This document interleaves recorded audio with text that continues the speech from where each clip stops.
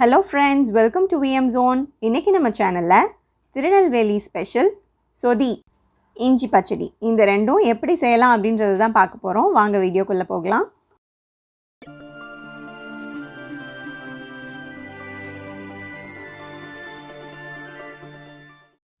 இப்போ நம்ம ஒரு 10 பேருக்கு தேவையான காய்கறிகளை கட் பண்ணி வச்சிருக்கோம்.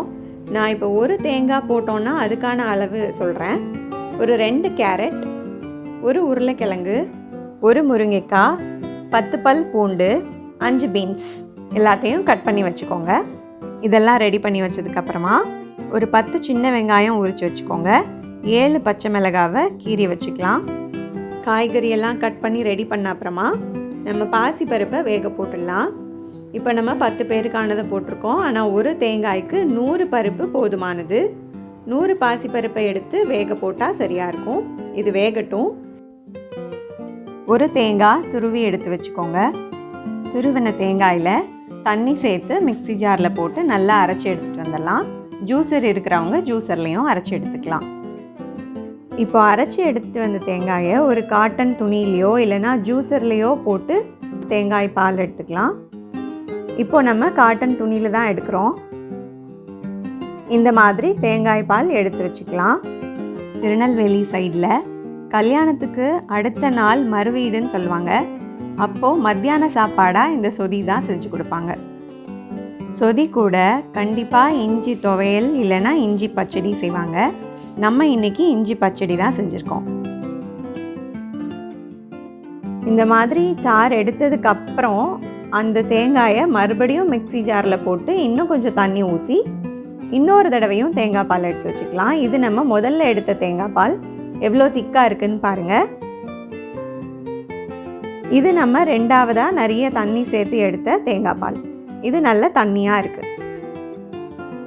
இப்போ நம்ம பருப்பு வெந்துடுச்சான்னு பார்க்கலாம். நல்லா வெந்துடுச்சு. இப்போ இதை எடுத்து ஒரு பக்கம் வச்சிடலாம். அடுத்ததாக ஒரு சூடான கடாயில் ஒரு 3 ஸ்பூன் எண்ணெய் ஊற்றிட்டு நம்ம கட் பண்ணி வச்சுருக்கிற காய்கறியெல்லாம் வதக்கி அந்த தண்ணியாக இருக்கிற தேங்காய் பாலில் சேர்க்க போகிறோம். முதல்ல நம்ம உரித்து வச்சுருந்த வெங்காயத்தையும் பச்சை மிளகாவையும் வதக்கிக்கலாம்.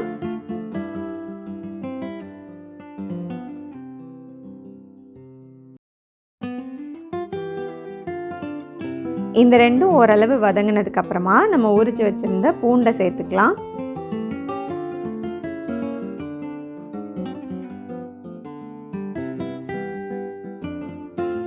பூண்டும் வதங்கினதுக்கப்புறமா மீதி காய்களை சேர்க்கலாம். முருங்கைக்காவை நம்ம வதக்கணும்னு தேவையில்லை. அதனால் தண்ணியாக எடுத்து வச்சுருந்த தேங்காய் பாலில் சேர்த்துக்கலாம். மீதி காய்கறிகளை இதோடு சேர்த்து நல்லா வதக்கிக்கலாம். இந்த வீடியோவை கண்டிப்பாக லைக் பண்ணுங்கள். எப்படி இருக்குன்னு செஞ்சு பார்த்துட்டு கமெண்ட்டையும் சொல்லுங்கள். தேங்காய் பால்லையே இந்த குழம்பை நம்ம செய்கிறதுனால நம்ம வயிற்றில் இருக்கிற புண்ணெல்லாம் குணப்படுத்தும். மாதத்துக்கு ஒரு தடவை இந்த குழம்பை செஞ்சு சாப்பிட்டோன்னா நம்ம உடம்புக்கு ரொம்ப நல்லது. இந்த மாதிரி நம்ம கொஞ்சம் வதக்கிட்டு தேங்காய் பாலில் சேர்க்கறதுனால வேகிறதுக்கான டைம் கொஞ்சம் கம்மியாகும். ரொம்ப நேரம் வெந்துட்டே இல்லாமல் நம்ம வதக்கிறதுலே பாதி அது குக் ஆகிடும். திருப்பி நம்ம வேக வைக்கும்போது ஈஸியாக குக் ஆகிடும். இப்போ ஓரளவு வதங்கிடுச்சு. இப்போ நம்ம இதை தேங்காய் பாலில் சேர்த்துக்கலாம். தண்ணியாக உள்ள தேங்காய் பாலில் சேர்த்துக்கலாம். எல்லா காய்கறிகளையும் சேர்த்ததுக்கப்புறமா அடுப்பை ஆன் பண்ணிவிட்டு கொஞ்சம் கேப் விட்டு மூடி போட்டு மூடி வச்சுக்கலாம். காய்கறி நல்லா வேகட்டும்.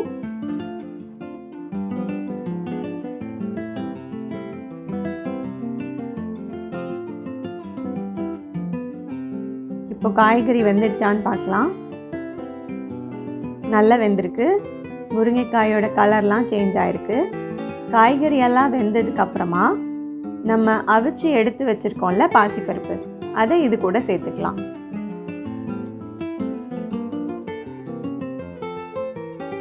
எல்லாத்தையும் ஒன்றா கலந்து விட்டுட்டு ஒரு கொதி வரட்டும்.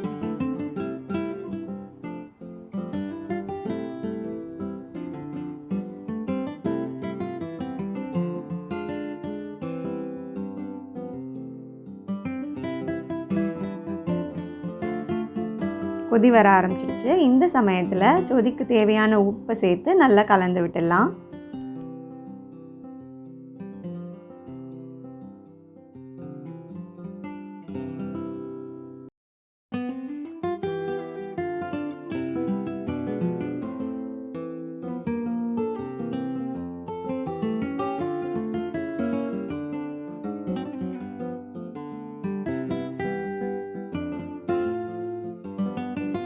உப்பெல்லாம் ஒன்றா சேர்ந்து மறுபடியும் கொதி வந்துட்டுருக்கு. இந்த சமயத்தில் நம்ம முதல்ல எடுத்து வச்ச திக்கான தேங்காய் பாலை சேர்க்குறோம். இந்த தேங்காய் பால் சேர்த்ததுக்கப்புறமா குழம்ப கொதிக்க விடக்கூடாது. நல்லா மிக்ஸ் பண்ணி விட்டுட்டு அப்படியே மேலே எழும்பி வரும். அந்த சமயத்தில் அடுப்பை ஆஃப் பண்ணிடணும். மகுந்து வரும்னு சொல்லுவாங்க. அந்த நேரத்தில் அடுப்பை ஆஃப் பண்ணிடணும். நம்ம ரசம் பண்ணும்போது கூட அந்த மாதிரி தான் சொல்லுவாங்க, கொதிக்க விடக்கூடாது, மகுந்து வரும்போது ஆஃப் பண்ணிடணும்னு. அதே மாதிரி தான். இப்போ நம்ம அடுப்பை ஆஃப் பண்ணிவிட்டு கருவேப்பிலையை சின்ன சின்னதாக கட் பண்ணி போட்டுக்கலாம். அதுக்கப்புறமா லெமன் ஜூஸ், இஞ்சி சாறு இந்த ரெண்டையும் சேர்க்க போகிறோம். லெமன் ஜூஸ் ஒரு ஸ்பூன் சேர்த்துக்கலாம். இஞ்சி சாறு ஒரு ஸ்பூன் சேர்த்துக்கலாம். இந்த ரெண்டையும் இதை அடுப்பை ஆஃப் பண்ணதுக்கப்புறமா சொதியில் ஊற்றி நல்லா மிக்ஸ் பண்ணி வச்சுக்கலாம். இப்போது சொதி நல்லா ஆறட்டும். ஆறுனதுக்கப்புறமா ஒரு பிளேட் போட்டு மூடிக்கோங்க. சூடாக இருக்கும் போதே மூடணுன்னா சொதி திரிஞ்சு போயிடும். அடுத்ததாக இஞ்சி பச்சடி எப்படி செய்யலாம் அப்படின்னு பார்க்கலாம். 4 பெரிய வெங்காயம், 1/4 கிலோ இஞ்சி, தட்டி வச்சுருந்தோன்னா ஒரு 3 ஸ்பூன் அளவுக்கு வெல்லம் எடுத்துக்கலாம். சின்ன லெமன் சைஸ் புளி. இப்போ புளியை கரைச்சி வச்சாச்சு. வெங்காயத்தெல்லாம் கட் பண்ணி வச்சுட்டோம். இஞ்சியை பேஸ்ட் பண்ணி எடுத்துகிட்டு வந்தாச்சு. இப்போ எப்படி செய்யலாம் அப்படின்றத பார்க்கலாம்.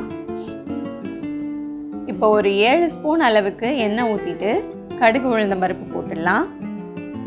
அதுக்கப்புறமா 1/2 ஸ்பூன் காயத்தூள், அப்புறமா கருவேப்பிலை கொஞ்சம், இதுக்கப்புறமா நம்ம கட் பண்ணி வச்சுருக்கிற வெங்காயத்தை சேர்த்து நல்லா வதக்கிக்கலாம்.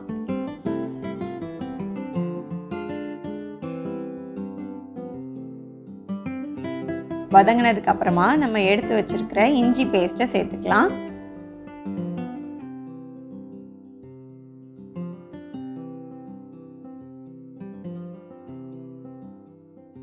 எல்லாம் ஒன்றா மிக்ஸ் ஆனதும் இந்த எண்ணெயில் சின்ன ஸ்பூன்னா ஒரு 2 ஸ்பூன் மிளகாய் வத்தல் பொடி, பெரிய ஸ்பூனாக இருந்தால் 1 ஸ்பூன் போதும், ஒரு 1/2 ஸ்பூன் மஞ்சள் தூள், தேவையான அளவு உப்பு. இப்போ இது எல்லாம் ஒன்றா மிக்ஸ் ஆனதுக்கப்புறம் நம்ம எடுத்து வச்சுருக்கிற புளி தண்ணியை இதில் ஆட் பண்ணிக்கலாம். புளி தண்ணிலாம் ஒன்றா சேர்ந்து கொதிச்சதுக்கப்புறமா 3 ஸ்பூன் வெல்லம் சேர்த்துக்கலாம். எல்லாத்தையும் நல்லா கலந்து விட்டு ஒன்றா சேர்ந்து கொதிக்கட்டும். இப்போது அந்த எண்ணெயெல்லாம் அதுலேருந்து பிரிஞ்சு வெளியில் வர்ற சமயத்தில் அடுப்பு ஆஃப் பண்ணிடலாம். நம்மளோட இஞ்சி பச்சடியும் சொதி குழம்பும் ரெடி ஆகிடுச்சு. அடுத்த வேலை என்ன? சாப்பிட்றது தான். நல்ல இலை போட்டு கொஞ்சமாக சாதம் வச்சு சொதியை நிறைய ஊற்றி இஞ்சி பச்சடியும் வச்சு சாப்பிட்டீங்கன்னு வச்சுக்கோங்களேன், செம்ம டேஸ்ட்டாக இருக்கும். நீங்களும் சொதியும் இஞ்சி பச்சடியும் உங்கள் வீட்டில் ட்ரை பண்ணிவிட்டு எப்படி இருந்ததுன்ற கமெண்ட்டை கீழே சொல்லுங்கள். இந்த வீடியோ உங்களுக்கு பிடிச்சிருந்ததுன்னா உங்கள் ஃப்ரெண்ட்ஸ் அண்ட் ரிலேட்டிவ்ஸ்க்கு ஷேர் பண்ணுங்கள். புதுசாக இந்த சேனலில் பார்க்குறீங்கன்னா மறக்காமல் சப்ஸ்கிரைப் பண்ணுங்கள். கூடவே பக்கத்தில் இருக்கிற பெல் ஐக்கானையும் ப்ரெஸ் பண்ணுங்கள். மறக்காமல் லைக் பட்டனையும் ப்ரெஸ் பண்ணுங்கள். தேங்க்யூ ஃபார் வாட்சிங் த வீடியோ.